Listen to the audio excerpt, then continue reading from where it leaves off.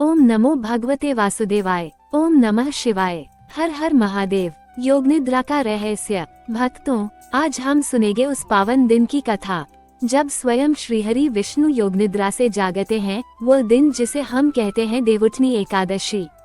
4 महीने पहले जब चातुर्मास का आरंभ हुआ था, भगवान विष्णु क्षीरसागर में शेषनाग की शैया पर विश्राम को गए थे।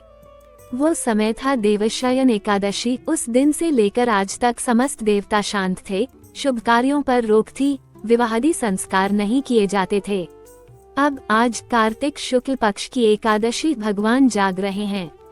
सृष्टि पुनः गति पकड़ रही है और हर जीव में नवचेतना का संचार हो रहा है। माता लक्ष्मी की प्रतीक्षा। 4 महीनों से माता लक्ष्मी अपने प्रभु की प्रतीक्षा में हैं। वो प्रतिदिन पुष्प चढ़ाती, दीपक जलाती और कहती, हे नाथ, कब तक निद्रा में रहोगे? आपकी सृष्टि आपकी प्रतीक्षा कर रही है। शेषनाग भी स्थिर पड़े हैं, समुद्र का जल भी शांत है। केवल एक आस, श्रीहरि जागरे तो जीवन में फिर से रौनक लौटे। श्रीहरि का जागरण। और आज वो क्षण आया। सारे देवता ब्रह्मलोक से लेकर पाताल तक प्रसन्न हैं। देवगण पुष्प वृष्टि कर रहे हैं, आकाश में जयकारे गूंज रही हैं। जय जय श्रीहरि विष्णु, जय जय लक्ष्मी नारायण। भगवान विष्णु अपनी योग निद्रा से उठते हैं, मुस्कुराते हैं और कहते हैं, माता लक्ष्मी, अब समय है पुनः सृष्टि को गति देने का। अब शुभ कार्य प्रारंभ होंगे। तुलसी विवाह की कथा। देवउठनी एकादशी के दिन ही तुलसी विवाह का आयोजन किया जाता है। कहा जाता है, जब राजा जलंधर की पत्नी वृंदा का पतिव्रत भंग हुआ, तब उसके तप से उत्पन्न तुलसी देवी बनी। भगवान विष्णु ने स्वयं उनसे विवाह कर उनकी तपस्या को अमर किया।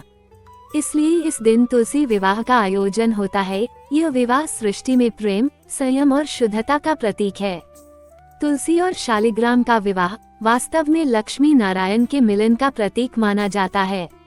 देवउठनी का व्रत विधि। इस दिन प्रातः स्नान कर भगवान विष्णु की प्रतिमा या चित्र को पुष्प, धूप, दीप, तुलसी दल अर्पित करें।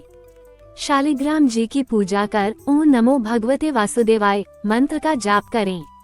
रात में जागरण करें, भगवान की आरती करें और कथा श्रवण करें। अगले दिन द्वादशी पर व्रत का पारण करें, दान, दीपदान और प्रसाद वितरण करें।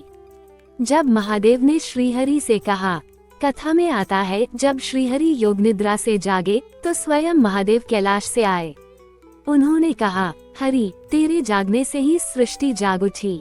तेरे बिना ना धर्म चलता है, ना कर्म। भगवान विष्णु ने विनम्रता से उत्तर दिया, महादेव, आप बिना मेरे अधूरे हैं और मैं बिना आपके। सृष्टि का संचालन हम दोनों मिलकर करते हैं। और उस दिन से दोनों देवों ने साथ मिलकर कल्याण का संकल्प लिया। देवउठनी का संदेश। ये पर्व हमें सिखाता है कि हर अंधकार के बाद जागरण आता है। हर थकान के बाद एक नई शुरुआत होती है।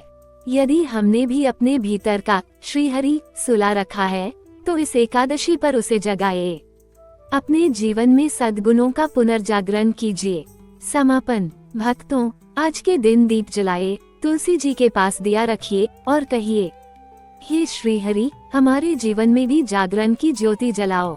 हर हर महादेव। जय श्रीहरि विष्णु।